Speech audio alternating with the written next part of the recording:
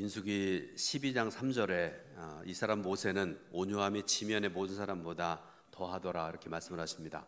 그런데 여러분, 이 모세란 사람이 원래부터 온유한 성품을 타고난 사람은 아니었습니다. 젊은 시절에 그가 혈기를 이기지 못해서 사람을 죽였죠. 그걸 보게 되면 모세는 온유와는 거리가 먼 사람이었습니다. 그런데 하나님께서 그런 모세를 향해서 조금 전에 읽어드렸던 민수기 12장 3절에 온유함이 지면의 모든 사람보다 더하다 이렇게 말씀하신 이유가 있으십니다. 이 말씀을 이해하기 위해서 말씀을 하신 앞뒤의 문맥을 살펴볼 필요가 있는데요, 민수기 12장 1절부터 2절 말씀을 이 시간에 함께 읽어보겠습니다. 모세가 구스 여자를 취하였더니 그 구스 여자를 취하였으므로 미리암과 아론이 모세를 비방하니라. 그들이 이르되 여호와께서 모세와만 말씀하셨느냐 우리와도 말씀하지 아니하셨느냐 하매 여호와께서 이 말을 들으셨더라. 아멘. 미리암과 아론이 모세를 비방하기 시작을 합니다. 어떤 내용인가 하면, 하나님께서 너만 지도자로 세우셨느냐, 우리도 하나님께서 세우셨다, 더구나 너는 이방 여인과 결혼했지 않느냐, 그런 결정적인 흠이 있는 사람이 어떻게 이스라엘의 지도자가 될 수 있겠느냐, 그러면서 이제 모세를 비난하고 비방했다는 그런 말씀입니다. 그런데 놀라운 것은 모세가 이 비방에 대해서 자신을 변호하거나 맞서서 싸우지 않았다는 것입니다. 그저 잠잠히 있습니다. 이것을 보시고 하나님께서 3절에 말씀을 하신 것인데, 여러분 한번 생각을 해보세요. 모든 사람들에게는 다 이유가 있습니다.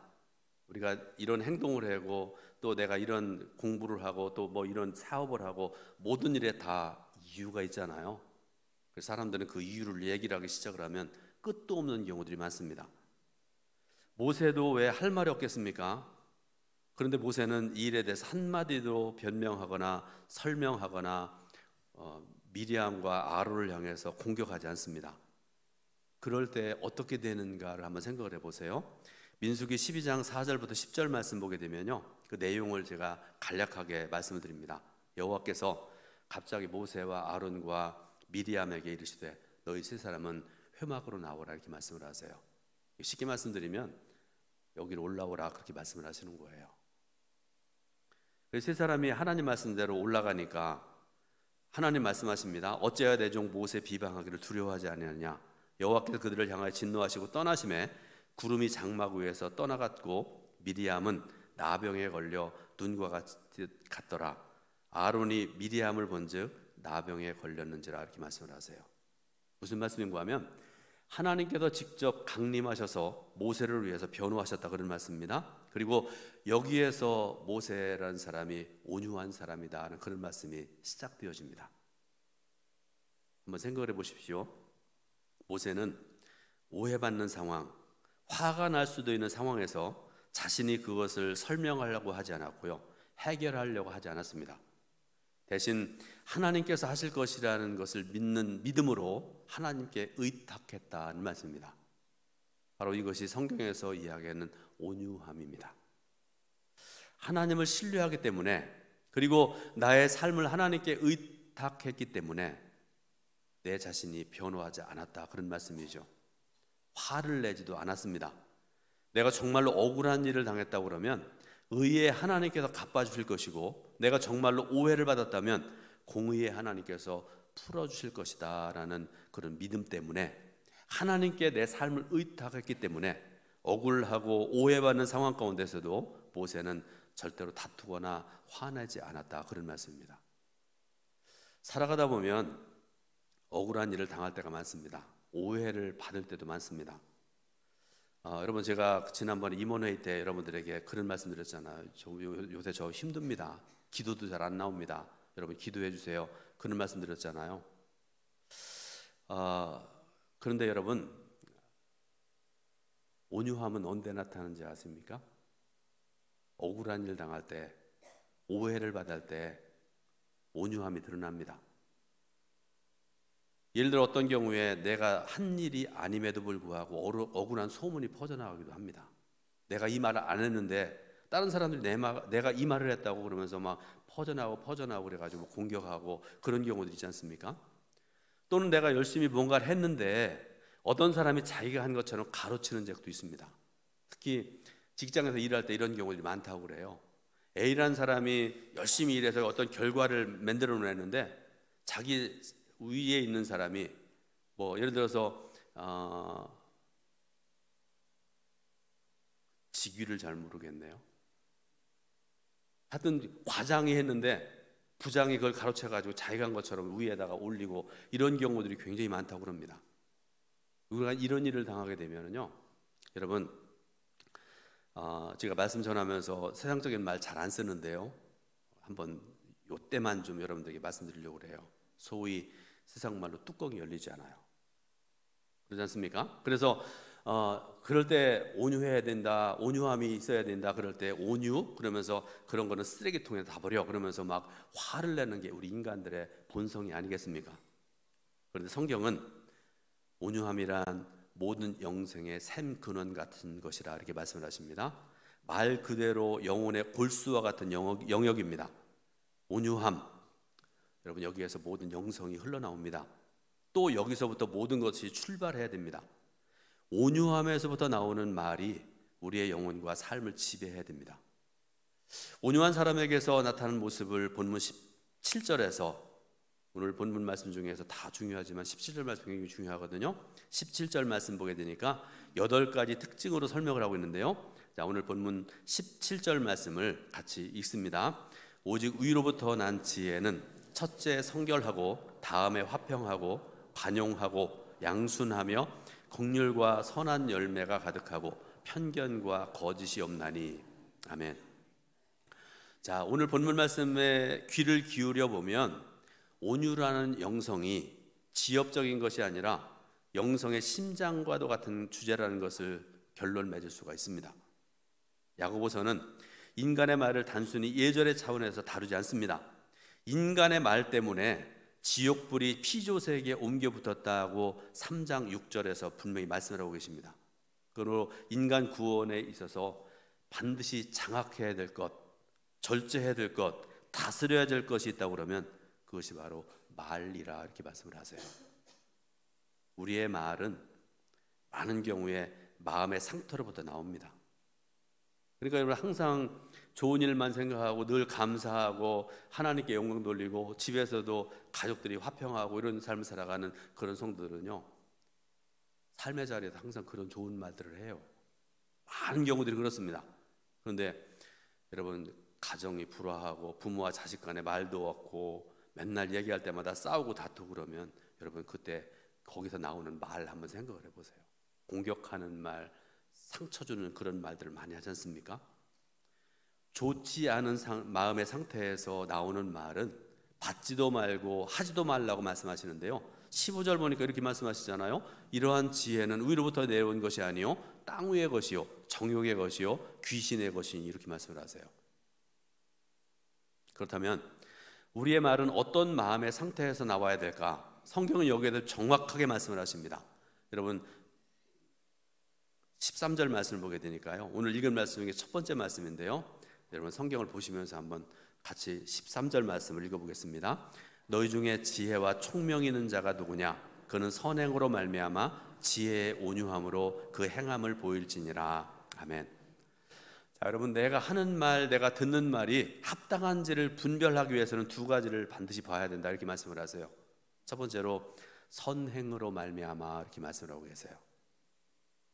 말은 먼저 행위로 분별할 수 있는 것입니다. 행위는 그 사람의 말이 진실한 말인지 아닌지를 판단하는 잣대가 될 수 있습니다. 행위가 굉장히 중요하죠. 예수 믿는 사람다운 삶을 살아가는 거 굉장히 중요합니다. 그런데 그보다 더 중요한 것이 있다고 말씀을 하시는데요, 두 번째로 지혜의 온유함 이렇게 말씀을 하고 계세요. 그 마음에 온유함이 있는지 없는지가 결정적인 분별의 잣대가 된다 그런 말씀이죠. 내가 하는 말, 내가 듣는 말, 그 말이 과연 온유함이라는 샘의 근원에서 흘러나왔는가를 생각하라는 그런 말씀입니다. 그러므로 내가 하는 말이 온유함에서 나온 말이라고 그러면 여러분 그 말은 사람을 살리는 말이 됩니다. 그러나 아무리 좋은 말이라 할지라도 온유함에서 나온 말이 아니라면 그 말은 사람을 죽이고요 관계를 파괴하는 그런 악한 말이 됩니다. 그렇다면 온유함이라는 것이 무엇일까? 여러분, 온유란 성격의 문제가 아니라는 것을 알아야 됩니다. 어떤 사람들은 굉장히 뭐라 그럴까요? 조용한 사람, 내가 사귀는데 며칠 동안 말 한마디 안 하고 그저 웃기만 하고 있는 그런 사람들, 여러분, 그게 온유함이 아닙니다. 민수기 12장 3절에는요 모세가 온유함이 뛰어난 사람이라고 말씀하셨는데, 그런 모세도 불같은 마음을 드러낼 때가 있었습니다. 무슨 말씀인가 하면요, 이스라엘 백성들이 출애굽해 가지고 그들이 온갖 시련을 겪고 난 다음에 시내산에 들어가죠. 그래서 하나님께서 모세를 산 꼭대기로 불러 올리십니다. 거기서 40일 동안 있으면서 하나님께서 내려주시는 십계명을 그가 받습니다. 그죠?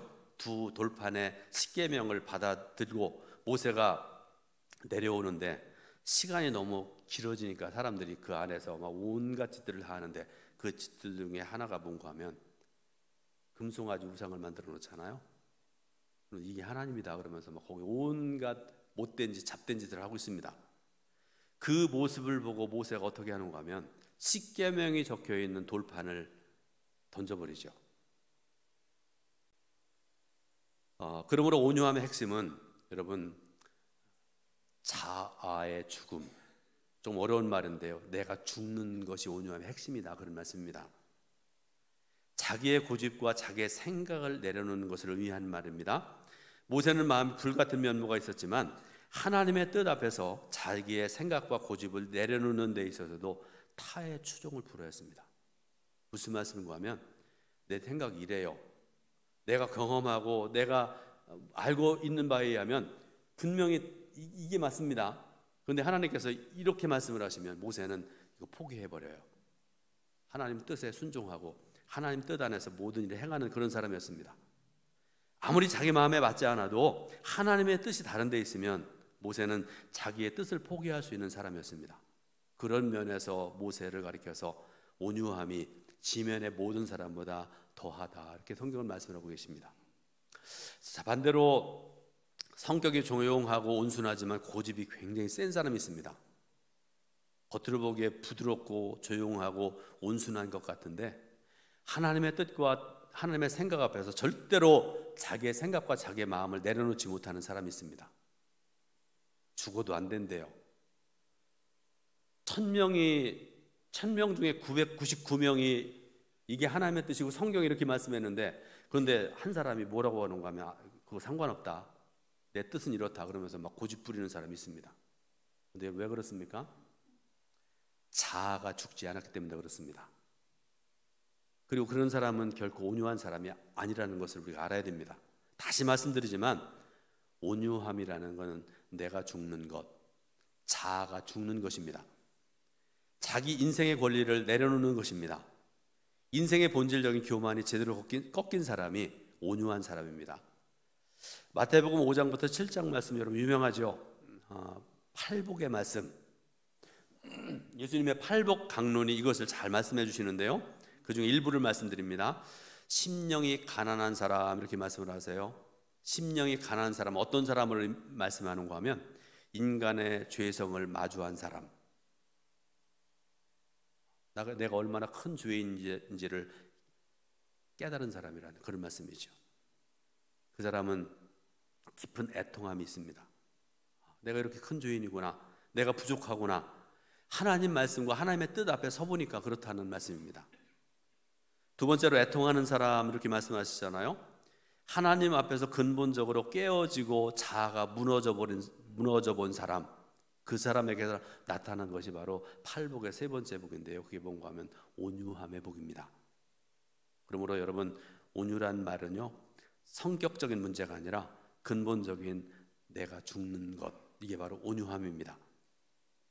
하나님 앞에서 자아가 죽은 사람, 그 사람이 왕이신 하나님을 모시고 이 땅을 얻게 될 것입니다. 문제는 중심의 문제고요, 마음의 문제입니다. 여러분, 신앙생활 하시면서 예수를 믿으면서 하나님 앞에서 한 번은 제대로 깨어져 버려야 됩니다. 무너져 버려야 돼요. 자기 고집과 교만이 완전히 깨어져 버린 사람, 그 사람의 중심에서부터 흘러나온 생각과 말, 그것이 바로 온유함이라 그런 말씀입니다. 여러분들이 많이 잘 모르실 것 같은데요. 김승옥이라는 이름을 가진 작가가 있습니다. 김승옥 혹시 아세요? 많이 모르시는 것 같아요. 무진기행이라는 유명한 책을 쓴 그런 분이기도 하고 그런데요. 말씀을 준비하면서 이름은 알았었는데 그분에 대해서 조금 더 알게 되는데요. 이분이 한때는 한국의 대표적인 작가라 그렇게 인정받던 그런 분이기도 하고 그런데요. 근데 그분이 인생의 허무와 절망으로 인해서 방황하면서 알코올 중독자로 살았답니다. 이분이 지금 80이 훨씬 넘으신 분인데요. 어렸을 때 서양 선교사의 손에 이끌려서 교회 간 적도 있고 그런데요. 이분이 자라나면서 신앙에 대해서 완전히 문을 닫고 그렇게 살았다고 그래요. 그래서 이분이 가졌던 근본적인 문제가 뭔가 하면 성경이 하나님 말씀이라고 하는데 어떻게 하나님께서 인간의 목소리로 찾아오실 수 있는가? 이분이 고등학교 2학년 때 이런 질문을 가지고요. 철저히 무신론자가 되어 살았다고 합니다. 그런 어느 날 알코올 중독자로 살고 있던 그때입니다. 새벽 서너 시경에 어떤 따스한 손길이 자신을 쓰다듬는 것을 느끼게 됩니다. 마치 어릴 때에 할머니의 손길처럼 따뜻한 느낌으로 자신을 찾아온 것입니다. 말로 형언할 수 없는 느낌이었는데 그 손의 주인이 자신을 불렀다고 그래요. 승호가 몇 번씩이나 이름을 부르답니다. 그래서 이분이 결국에는 누구십니까? 이렇게 물었습니다. 그랬더니 하나님께서 뭐라고 대답하시는가 하면 너의 하나님이다 이렇게 대답을 하시대요. 이어지는 작가의 그 이야기인데요. 저만치 허공에서 너의 하나님이다라는 소리가 들렸습니다. 또박 떨어지면서도 연결되는 소리였고 바로 하나님의 소리였습니다. 내가 고등학교 2학년 때 어떻게 하나님이 사람의 소리로 이야기할 수 있는가 하고 의심했던 것에 대한 하나님의 대답이었습니다. 이 골방까지 찾아오신 하나님께 대한 감사가 내 속에서 솟아올랐습니다. 이튿날 아침 평소대로 반주를 하려고, 반주가 뭔지 아세요? 네. 평소대로 아침에 반주를 하려고 소주잔을 입에 대는 순간에 너무 써서 넘길 수가 없을 정도였습니다. 술이 마치 청산가리처럼 느껴졌고 그 순간부터 술을 끊게 되었습니다. 그런 일부의 그 작가의 고백인데요. 여러분, 이 작가의 체험을 소개하는 이유가 뭘까요? 한 사람이 하나님 앞에서 깨어지는 것은 분명한 사건이라는 것을 강조하기 위해서 그렇습니다. 그러므로 오늘 저와 여러분들도 하나님 앞에서 내 자신이 가진 근본적인 고집이 깨어지지 않으면 안 된다는 것을 분명히 알아야 됩니다. 야고보는 온유함의 잣대를 가르쳐주는 것으로 끝나지 않습니다. 좀 더 구체적으로 그리고 좀 더 자세히 설명을 하고 계십니다. 온유라는 말을 두루뭉술하게 넘어가지 못하도록 말입니다. 그래서 하나님 앞에서 자아가 깨뜨려지는 사람, 즉 온유한 사람의 특징을 8가지로 말씀을 하세요. 우리가 아까 읽었던 17절 말씀인데요. 17절 말씀 다시 한번 같이 읽습니다. 오직 위로부터 난 지혜는 첫째 성결하고 다음에 화평하고 관용하고 양순하며 긍휼과 선한 열매가 가득하고 편견과 거짓이 없나니. 아멘.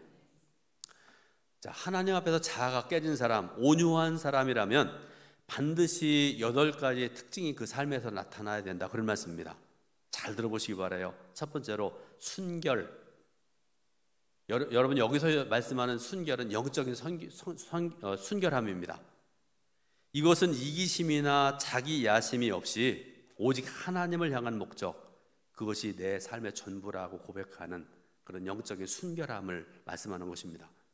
두 번째로 화평을 추구하는 삶입니다. 사람들 중에도 보게 되면요, 자꾸 남을 부추기는 사람들이 있어요. 가만히 있는 사람 찾아가서 보니까 너 박 집사가 너한테 이런 얘기 하더라, 나쁜 소리 해줘. 또 이쪽 사람 찾아가서는 이 권사가 너한테 이런 얘기 하더라, 싸움 붙이는 사람들이 있습니다. 직장에서도 그렇고 교회에도 그런 사람들이 가끔 있는 것 같습니다.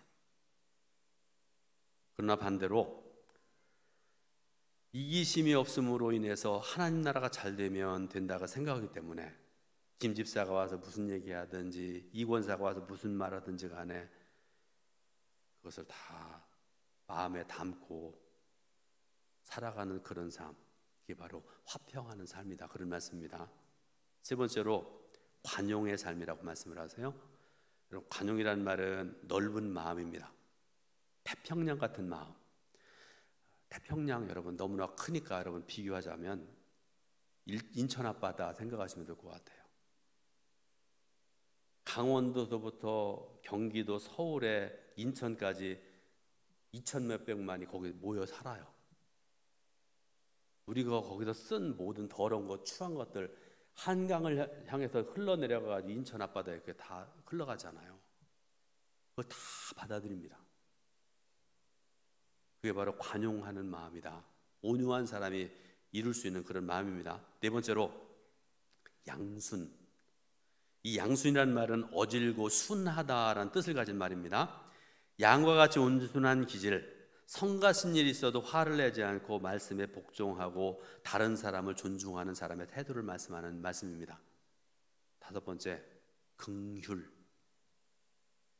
사람을 향하여 불쌍히 여기는 마음입니다. 나보다 못한 사람, 나보다 가난한 사람, 부족한 사람, 어떤 사람들을 멸시하고 천대하고 그러는데요, 긍휼의 마음은 뭔가 하면 그런 사람을 오히려 귀히 여기고 섬기는 사람. 영상을 하나 보겠습니다.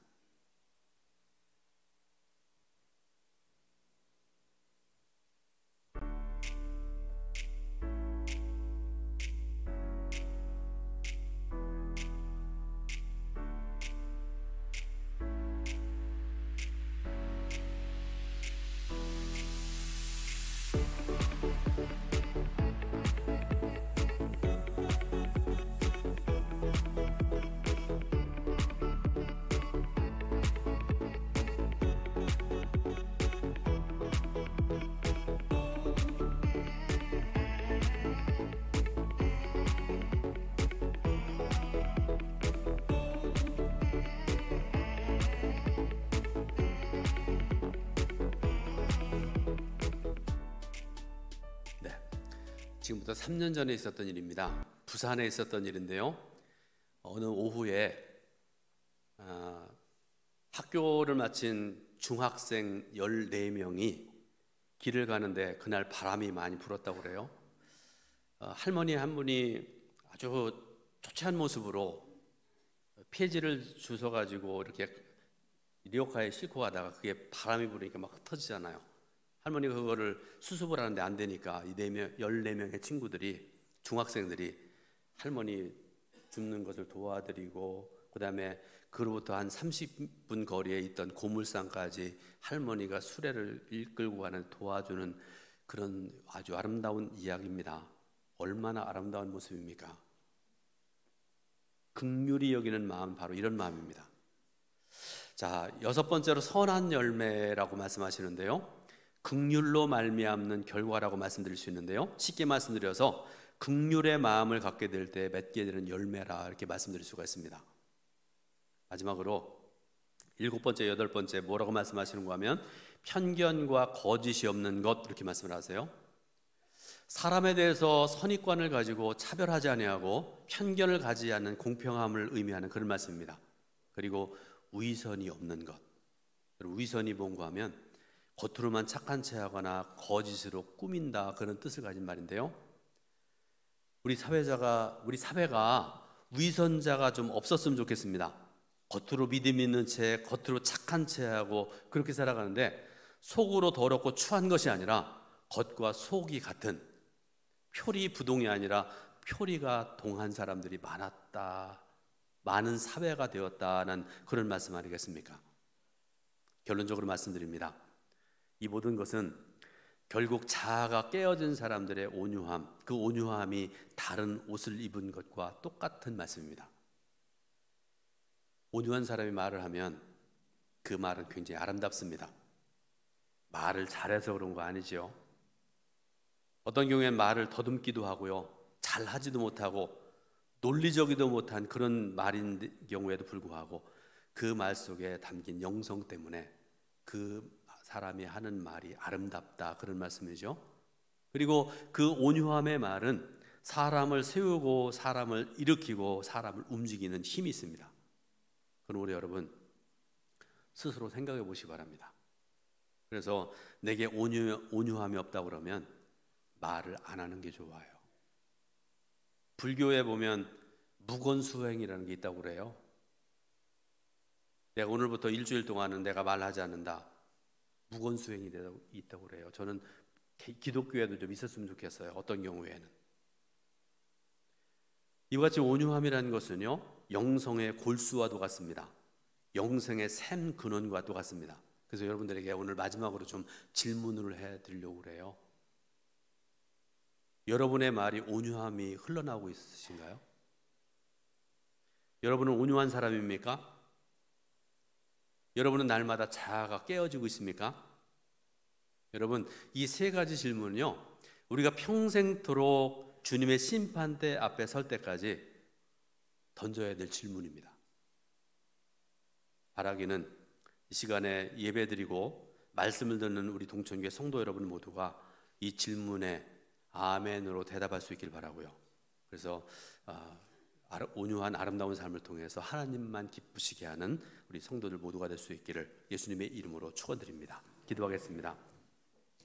하나님 감사드리고 찬송드립니다. 오늘도 귀한 주일을 허락하신 하나님, 예배드려서 하나님을 영화롭게 하는 저희들 되게 하시니 감사드립니다. 생명과 진리의 말씀을 부족한 종을 통해서지만 저에게 허락하셨는데, 하나님 이 말씀 듣고 아름답게 행하고 살아갈 수 있는 저희들 모두가 되도록 도와주시고 인도하여 주옵소서.